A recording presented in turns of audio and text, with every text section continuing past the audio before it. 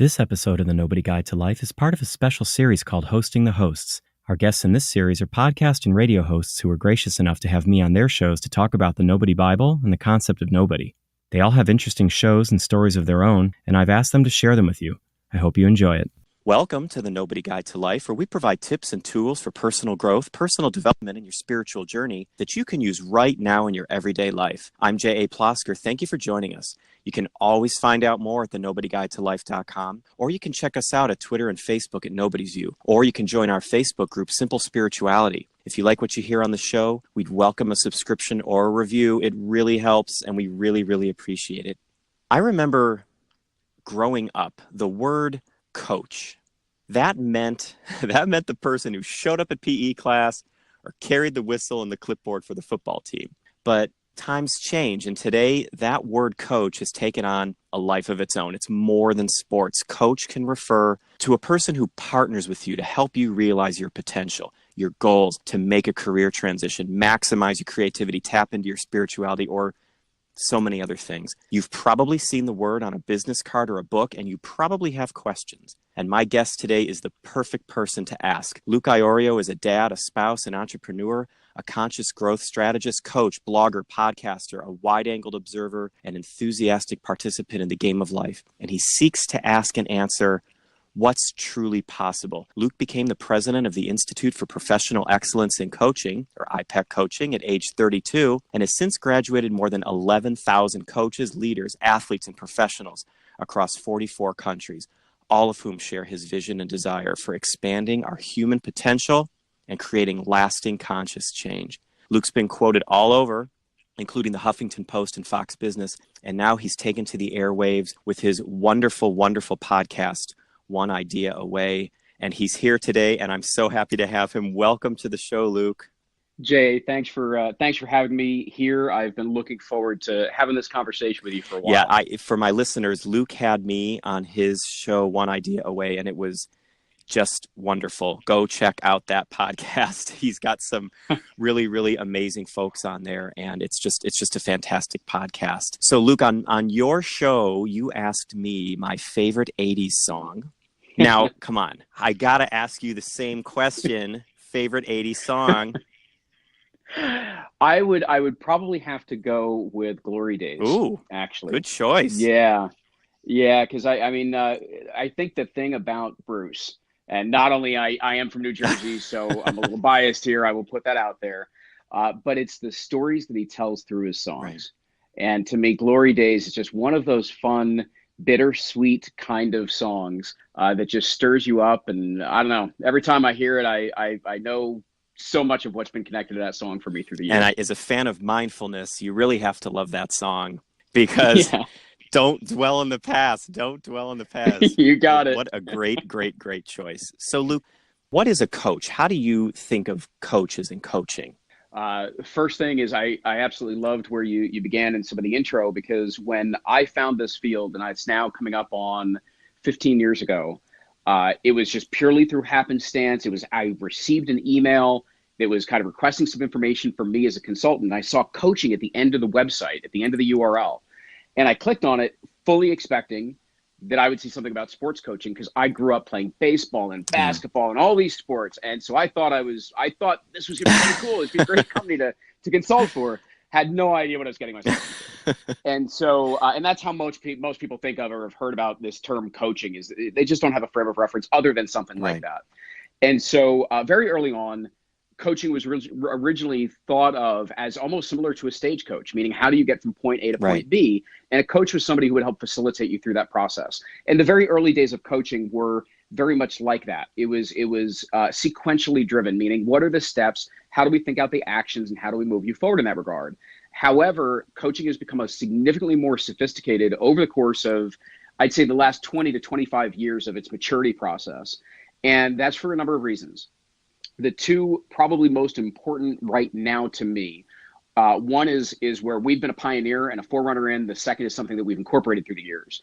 The first is that a real coach, this coaching process, first and foremost, it's facilitative. So it is completely about you and your agenda as the client.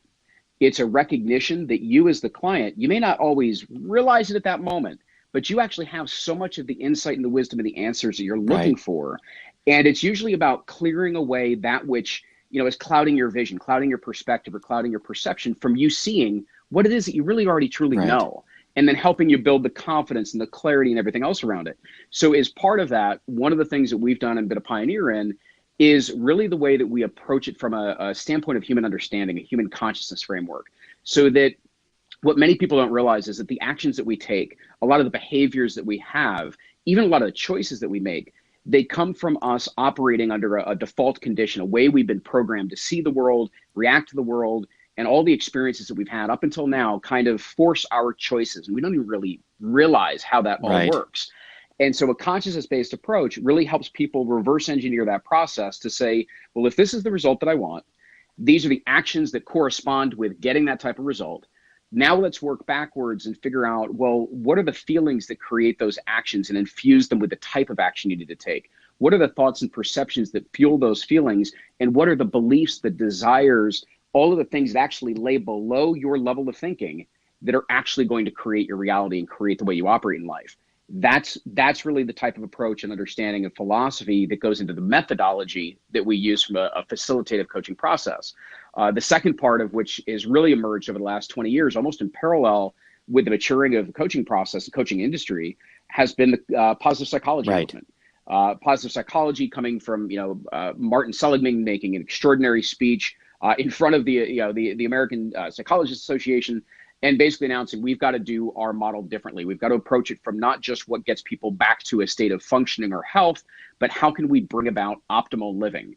And positive psychology, and I've, having the good fortune to work with some brilliant individuals. One of our partners is Tal Ben-Shahar at the Happiness Studies Academy, brilliant Harvard professor. He likes to think of it as positive psychology as kind of the science of coaching.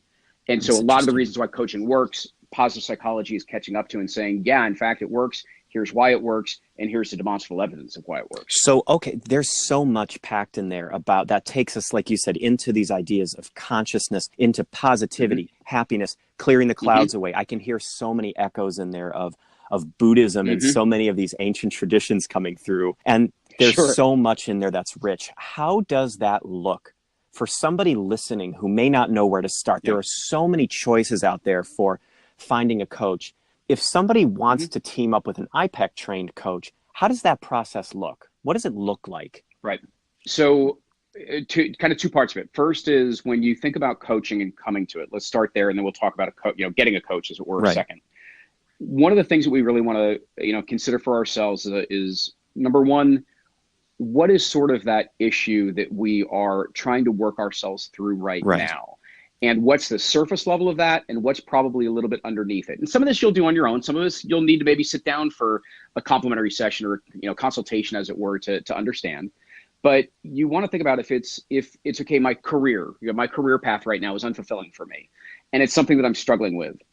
Now, is it the particular work? Is it the Right. organization? Is it the relationships with the organization? Is it because it doesn't feed off of your strengths? Did you used to have energy for it, but you no longer have energy for it? So it helps a little bit to think about what you're really hoping for out of this relationship with a coach. So part of it's the issue and part of it's the result that you Right. desire. And that result is both tangible and emotional. That's part of this process. And so that's one side of it, is to just have a good context for what you think it may be and what you think you may want to work on. That may change through the coaching process or even the consultation as you may go through, that initial session you may go through. But it'll help you start out with something in mind of where you want to go and why you want to go. It'll also help you start to do the second part, which is that coaches, while there are coaches that are kind of the expert generalists that are out there, more often than not, you're going to go to a coach with some form of specialty. And so there are career coaches, there's relationship coaches, there's well-being coaches, there's fitness coaches, there's leadership and corporate leaders, performance coaches. There's all sorts of different coaches that are out there. And that's because of not only the coach training that they've received, but it also blends their unique experience that they're bringing into the coaching process. And it also blends any additional specialized training that they have. And so you typically want to be able to match yourself with a coach that, number one, has a bit of that matching to the particular things that you're working through. And then number two, you also want to look at both in yourself and the person you're working with. You want to look for rapport. I mean, as simple as that. Right. I know it sounds maybe on the basic side, But at the end of the day, when you have a little bit more rapport, you're going to be more open, you're going to have a little more trust. And that's really important for the coaching process. Because you're going to get stretched. It's inevitable. It's part of a coach's job is to help you figure out what are the edges of your comfort zone and how can we get you to blow right through them. Right. And that's, and that's not just stretching mentally or physically. That could be emotionally and spiritually and all sorts of things. It's going to stretch you because you're doing new things, and that's a natural part of the process. So, when people are connected with an iPEC coach, very often, honestly, they go through our directory. Because we've got a directory that hosts our certified coaches. It's actually off of our One Ideal Way website, oneidealway.com, and just look for coaching directory as one of the options. And that'll give you a chance to read and learn about their backgrounds and who they are and what they specialize in. But I honestly, even with an iPEC coach, I always recommend that you at least sit down with a minimum of 2. And if you have the time to sit down with 3 people to really see who it is that you have the best rapport and resonate with most deeply. As a former social work counselor, something you said in there really resonated. And it's something I really want to emphasize here is the idea of rapport, because we can translate that also as trust. Yes. Because building initial rapport is the gateway to trust. And if you don't feel like your coach is someone that you can open up with and be truly authentic and honest with, you're basically just frittering away everybody's time. And I think that's really something because it's about making that initial investment. Do you find that rapport building and trust is a difficult issue for the people you work with, for your clients? Or do you find that if they find that right fit, they can jump that hurdle? I would say more often than not, it's something that they can jump that first hurdle. And I think that's, again, it's a fewfold. Number one is being very mindful, being intentional in your process, and know that you're looking for a certain degree of fit with that coach. And I want to clarify that as well, because you're looking for rapport, but rapport doesn't mean it means something around comfort level that allows you to be open and trusting. It does not mean that you're so comfortable with them because you think that they're going to make it easy on you. Right. You should point. Right. You should feel like, I trust this person, even though they may push me a bit. That's right. And so you do want to have that kind of aspirational feel to that. The other part, though, that I do find is that even if you go shorter through that process, one of 2 things. Number one, another way of finding coaches is to ask a few people around you that you think may be on to personal growth, professional growth, or otherwise, because chances are they've worked with a coach or they know somebody that's worked with a coach. And then you can get some referrals, and that's always a great thing too.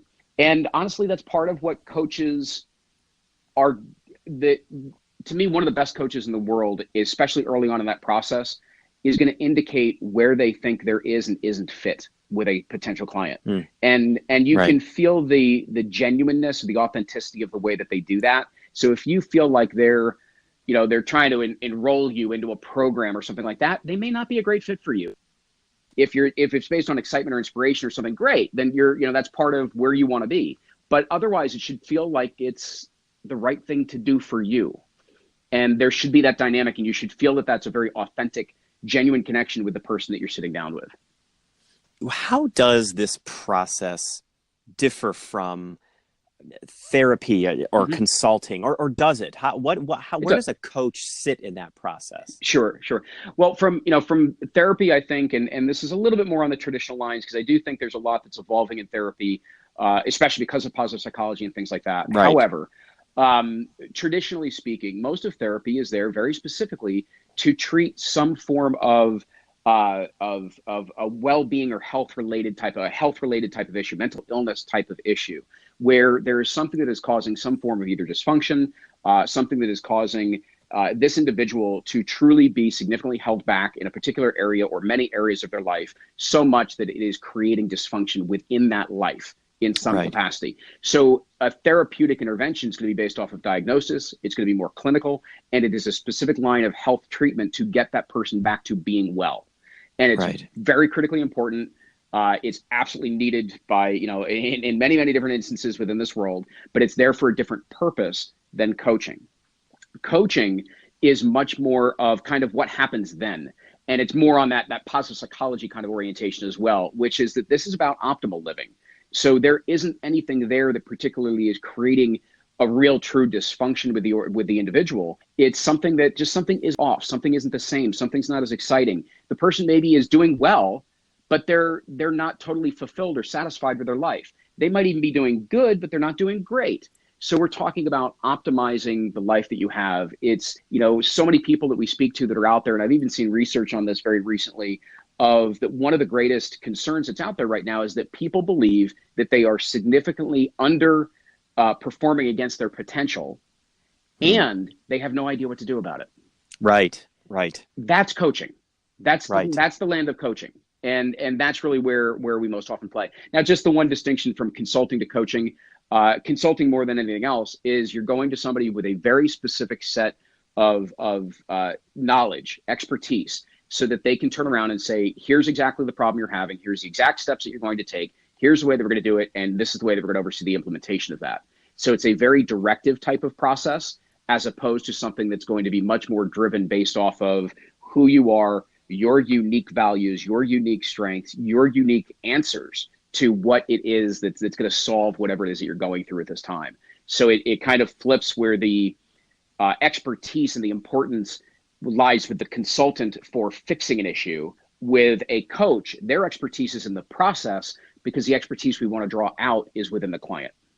This hits on being in the moment, but partnering in the moment. And that's sort of the theme I'm taking away from your description is we don't dwell too much in the past. We don't jump too forward into the future. We sit here together in the now, and we hold each other accountable for what we're going to achieve together as a partnership. Is that sort of where you're going? Yeah, I mean, it's a great way to be able to describe it, because it's that partnership that really does give the tremendous power to the coaching relationship and process. When and there's even background. I actually just did a really interesting live cast that was actually redistributed through the podcast with Tal Ben Shahar on the impact that community and being in connection and being in community with people has on us. And one of the things that I had not heard until he shared this with me is that the more that people are in connection and community, their creativity grows. And the reason why their creativity grows is they feel safe. So if you've got a relationship that allows you to feel safe, so that you can challenge your own boundaries without feeling like you're being judged, so you can think with, and at the same time feel accepted, even though you don't really know where you're going yet. Right. And so when you get into that realm where you can be truly open with yourself, let alone a partner, and sort through and have somebody who can help you sort through what's coming up, so that you can really draw out of you, yes, this is what is completely congruent and in alignment for me. That's when we come into our potential. That's when our creativity and our gifts start to rise up in completely different capacity. But it begins with the coaching partnership. It begins with the relationship that's right there at the core of it. I think we brought up on your show, I can't remember if it was your show, but some podcasters have asked me about the greatest piece of wisdom that I've received. And I shared that it was that the world is a mirror. And this idea of mirroring seems to be very powerful in what you're saying, because sometimes people will say, well, what do I need a coach for? I journal, which is amazing. Or what do I need a coach for? I do meditation, which is amazing. But sometimes what we need, and this can go across consulting, therapy, and coaching, sometimes we need a blank screen. Now, certainly a blank screen is a state of aspiration. Nobody's really a blank screen.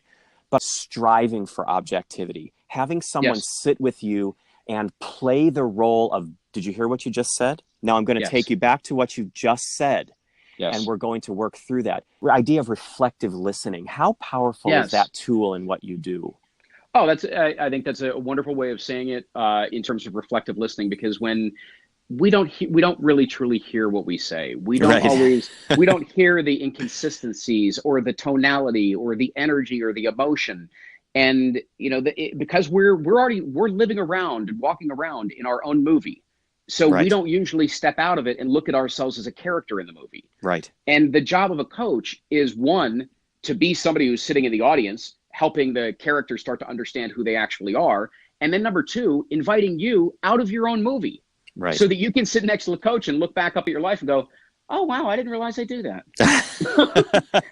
I didn't see that before. I didn't realize. And so that's one way of thinking about that process. And so reflective listening is part of it. Very deep, powerful, empowering type of questions that can do everything from completely open your mind to a new perspective or possibility you never would have considered before, or for it to even challenge the premise of how you've approached things in the past.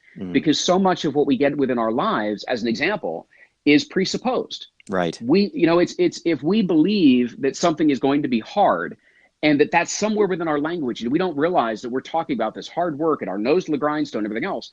Well, guess how we're going to feel about it when the time comes to actually do that activity or that role. Right. And so there's so much that we presuppose, and so it's extracting all of those types of things through questions, reflective listening, a variety of different techniques and tools, different ways of helping the client to be able to reflect and recognize some of this for themselves in their own processing.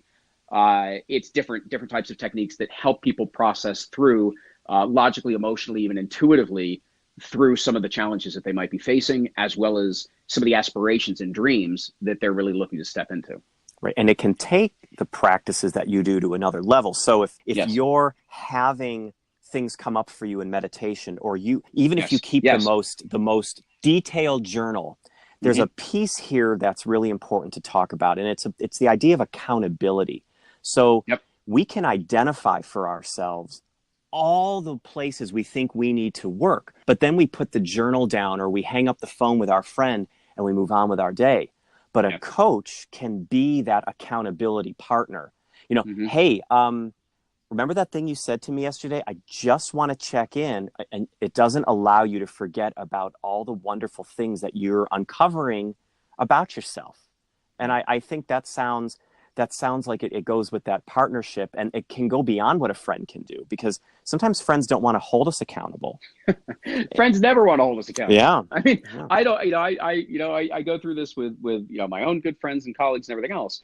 That's not what we want to do for each other. That's not the relationship that we're looking to have with friends or with parents or with kids or with certainly don't do it with your spouse. Yes. But it's the reason for it is that it's not just the accountability, but it's the objectivity that you were talking about before as well. Right. And so some of it is that we are going to be more accountable to somebody who is arm's length for us. Yes. We also know that part of the reason why we're going to be held accountable is they're not going to put up with our story, our excuses about why this didn't get done, or I didn't feel like it this day.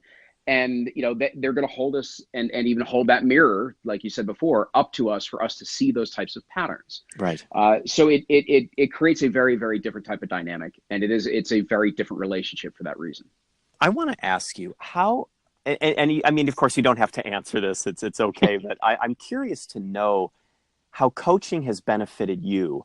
How have you walked through that fiery road of being held accountable and facing that objective mirror and really engaging a process that you're so close to? So we have 7 hours for this interview? About 10 more minutes. Okay. So the real short version.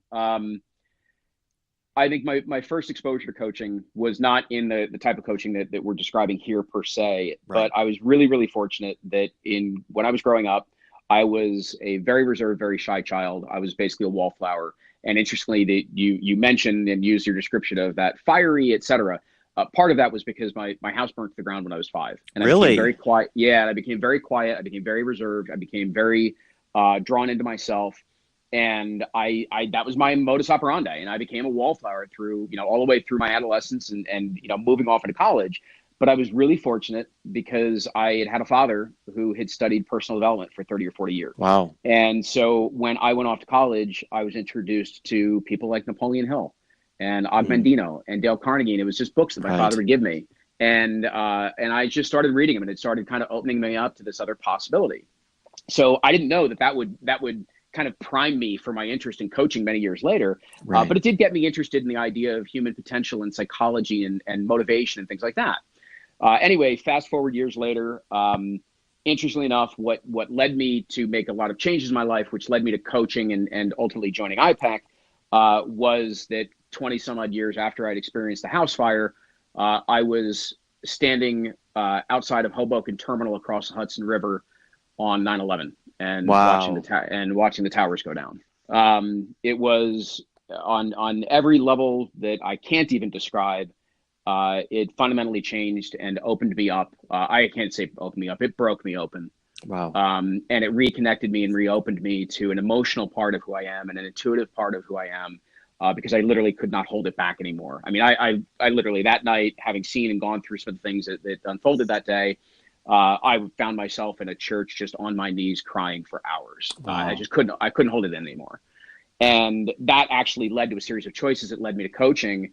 And it was several years later before this all started to make sense, but it was through the coaching process that not only I became more adept and performed better and do the typical type A type things that we usually would think of. Right. It introduced me to how to process my emotions and understand how our emotions are something that are part of the beauty and the fuel of life. Yes. Not something that creates weakness, not something to be held back, not something to be dismissed.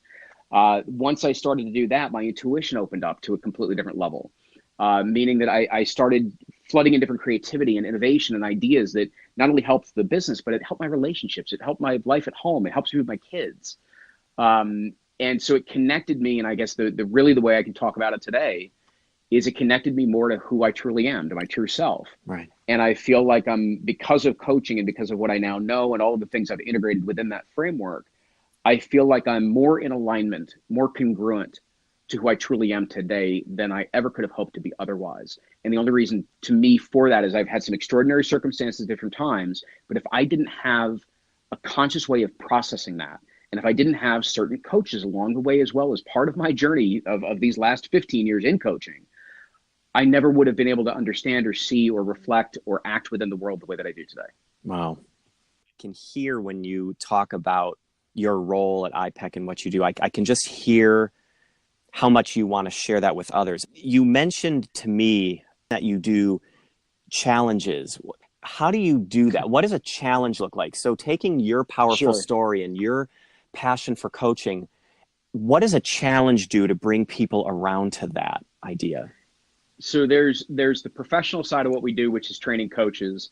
And then there's kind of the personal mission side of what it is we do, which is bringing a lot of this knowledge out to anybody that wants it. That it's not for a professional endeavor. It's just for your own personal benefit and growth. Right. And one of the ways we do that is what you're describing, which are these challenges. One of the things that we're running right now as an example is called the 10 Days to Connection Challenge. And it's 10 consecutive days of very specific exercises that start to re-anchor us to connect to ourselves once more, meaning how is it that we clear away the mental clutter? How is it that we detox the things that give us stress within our emotions and within our heart? And how do we see through that and clear through that to such a degree that we start to really truly hear that clear inner voice start to come back through again? Right. And this challenge is just meant to be a very simple way, 5-10 minutes a day, to be able to connect through these types of exercises and practices and see the experience that it opens you up to. And it's very coaching oriented, and it also is very simple and practice based. So there's just little simple tactics and steps to follow along with that opens us up. And honestly, the reason why we're doing it is not only is it simple and accessible to introduce people to what's possible, but I think it's one of the biggest issues that we face out there right now is I think that we're at a epidemic level of disconnection. Right. And I mean that in terms of disconnected from ourselves, disconnected from each other, and disconnected from whatever it is that we believe is larger than us, whether that's from a spiritual standpoint or humanity standpoint. We don't have the same level of connection to those different areas within our lives, ourselves, others, and something larger that we used to have. Right. And you can see that bearing out symptomatically across our entire globe right now. And so this is one of the ways that we can use the knowledge that we have to just give people just a little bit of an experience to see what it's like to connect once again more deeply to who you are and just see what that opens up for you. Wow. I think that's great. You have links to that at ipeccoaching.com. Actually, that's part of our One Idea Away website. So if you actually just go to oneideaaway/connect. Right. So just oneideaaway.com/connect. That's actually where they can get all the details. Okay. All right. So here it comes then. This has been quite a conversation. So what's a tip or tool from your experience all these years as a coach and as a client of coaching? What can you offer our listeners that they can use right now, as soon as this podcast ends, on their journey of spiritual and personal growth and personal development? What can you offer to them right now? One of the first and simplest personal practices born from coaching that I learned was called the best three things. Okay. And so the best three things simply means that when you go into your day, keep track of what are the good things, the best things that are happening to you over the course of that day, whether work day, personal day, or otherwise. And then at the end of the day, figure out which were the top three things. What were the best three things that happened?